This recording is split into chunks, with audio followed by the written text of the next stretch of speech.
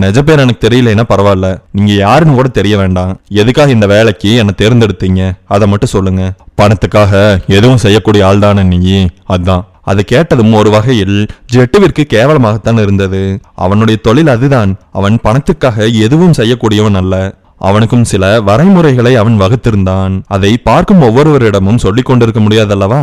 அதலால் அந்த வார்த்தைகளை கேட்டு கஷ்டப்பட்டவன் உரையாடலை வேறு பக்கம் திருப்பினான். நான் எப்படி நீங்க சொல்ல போற வேலையை சரியா முடிச்சு கொடுப்பேன்னு உங்களுக்கு தோணுது? இதற்கு மறுபக்கத்திலிருந்து எந்த பதிலும் வரவில்லை.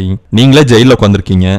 ஒருவேளை நீங்க கொடுக்கற பணத்தை வாங்கிட்டு நான் ஓடிட்டா? ஒரு ஆர்வத்துடன் அவன் கேள்வி கேட்டான். இது ஒரு சோதனை. இதுல நீ தேர்றையா இல்ல ஓடுறையான்னு நான் பார்க்கணும். சாத்தானிடமிருந்து நரநரக்கும் குரலில் பதில் வந்தது. எதுக்காக இந்த சோதனை? இருட்டுக்குள் தன்னுடைய கண்களை துளாவியபடியே கேட்டான் ஜெட்டு. நீ சாத்தானோட அடிமையா இருக்க முடியுமா இல்லையான்னு தெரிஞ்சுக்கிறதுக்காக தான் இந்த சோதனை. உங்களுக்கு கதை கேட்கறதுன்னா ரொம்ப பிடிக்கும்னா அஸ்வின் தமிழ் நாவல்ஸை சப்ஸ்கிரைப் பண்ணிருங்க.